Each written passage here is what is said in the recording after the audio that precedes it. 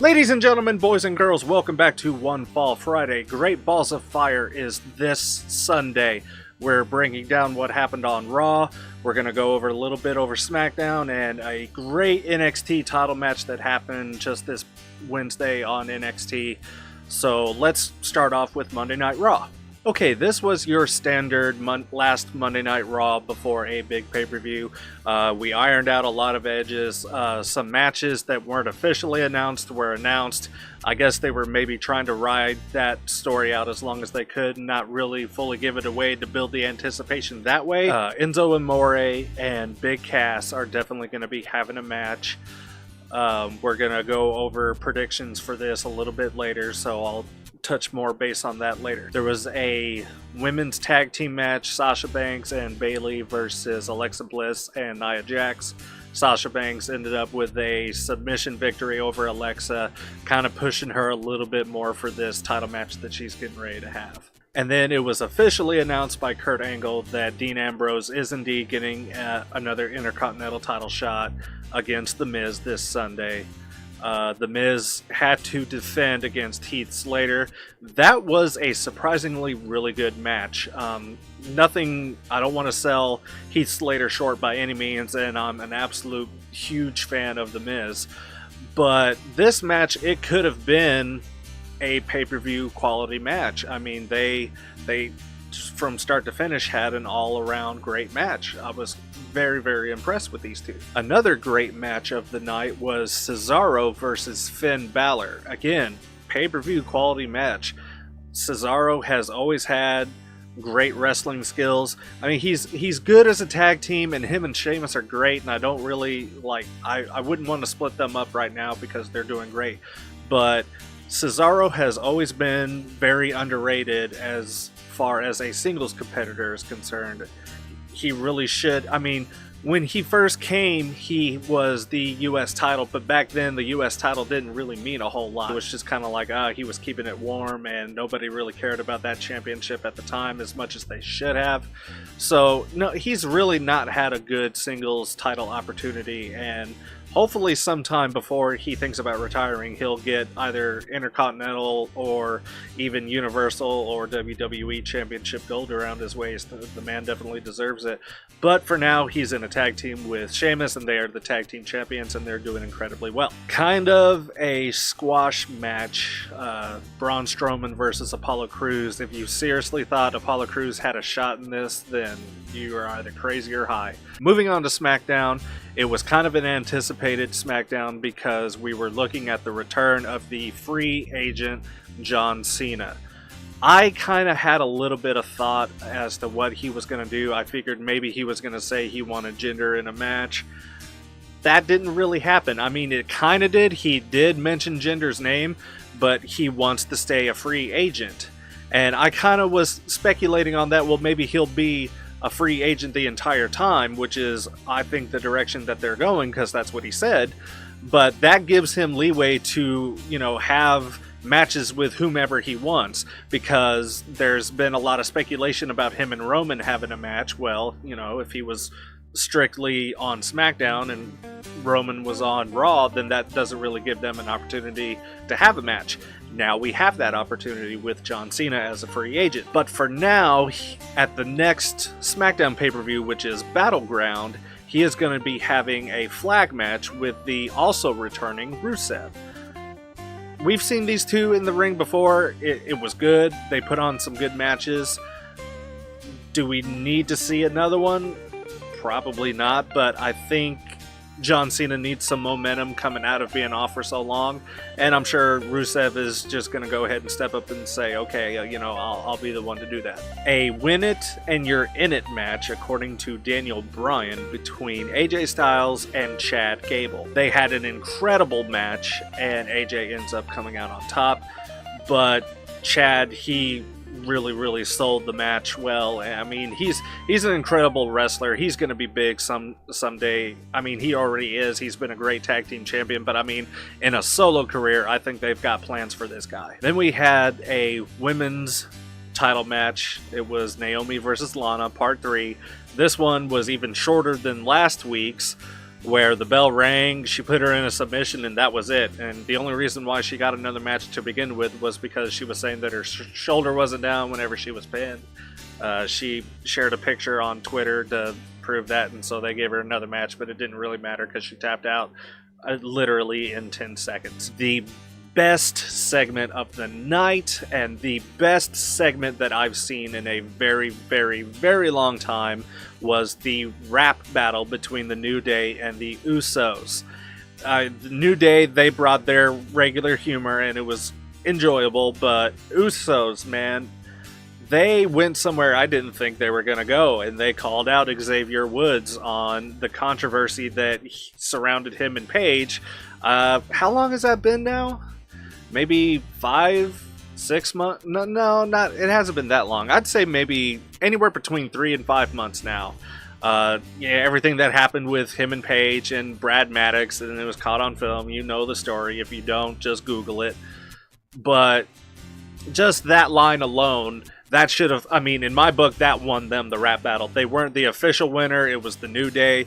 It doesn't matter. Usos won that rap battle because they dropped that bomb. I don't know if they were planning on doing it. Maybe they were, but, they asked, Xavier if it was okay before they did it. Either way, I'm glad they included it. It was hilarious. I was laughing for at least 2 or 3 minutes. And at the end of the evening, we had the Independence Day Battle Royal to determine who was going to be the #1 contender for the U.S. title.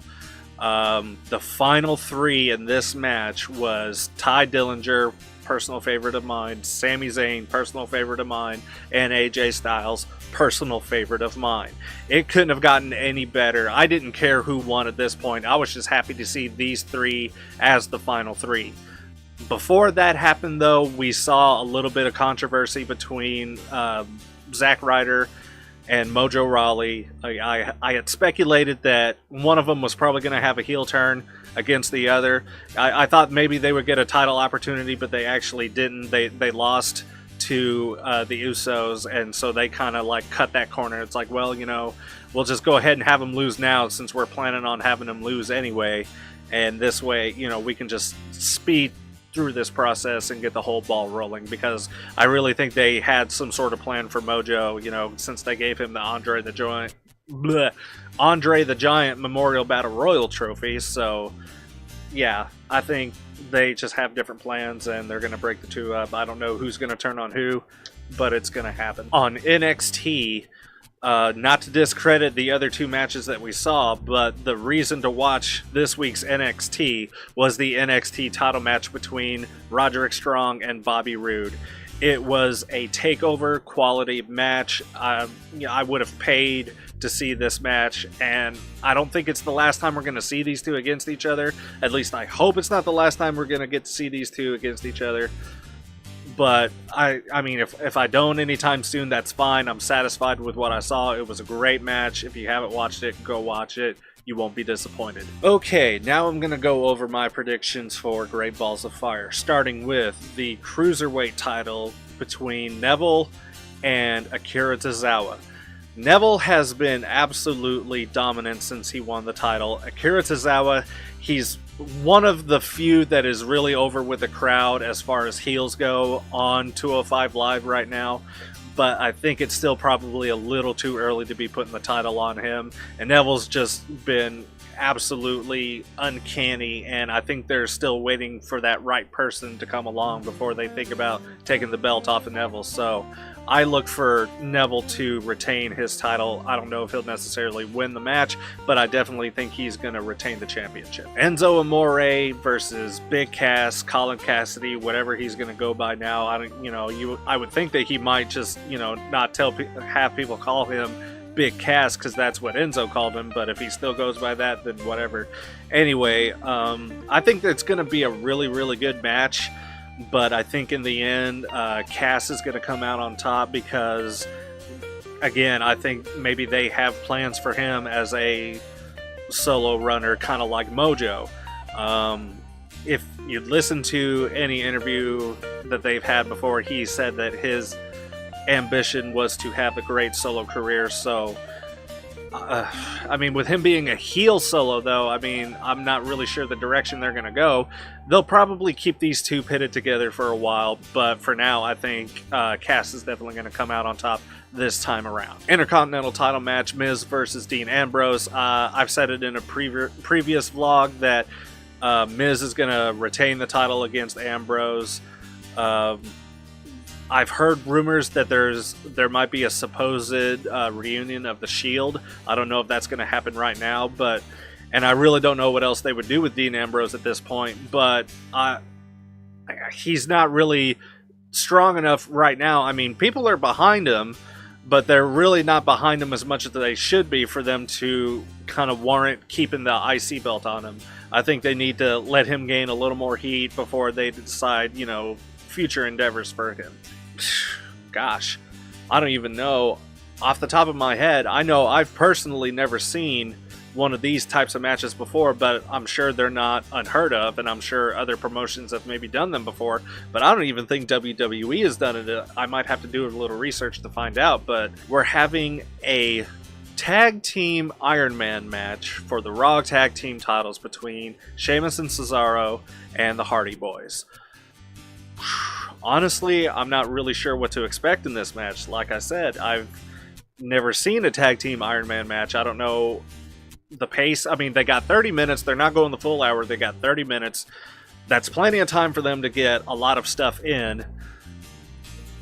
I could really see either team winning this, but it seems like they just put the strap back on Cesaro and Sheamus.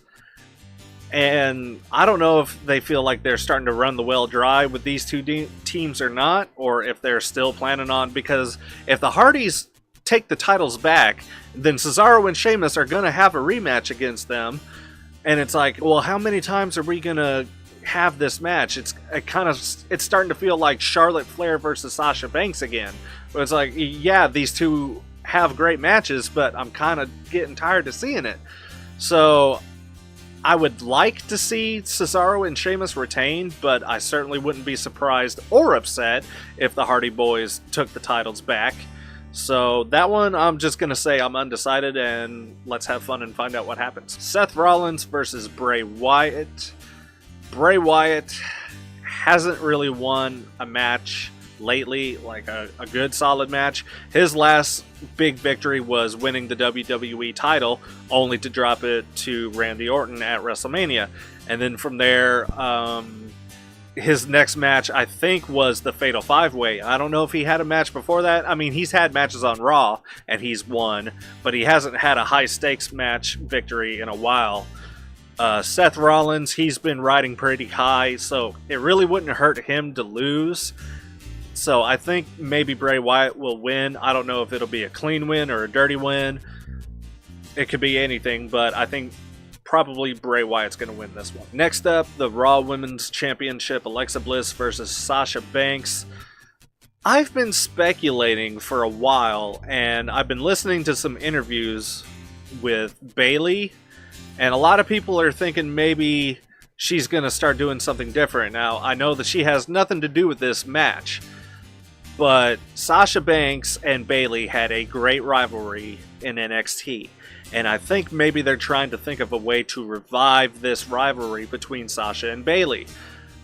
Now, if that means that Sasha has to take the title and then maybe Bayley goes heel and say, well, it's because of me that you won, or she's jealous because she couldn't beat Alexa, and so she needs a dark side in order to do it. I don't know.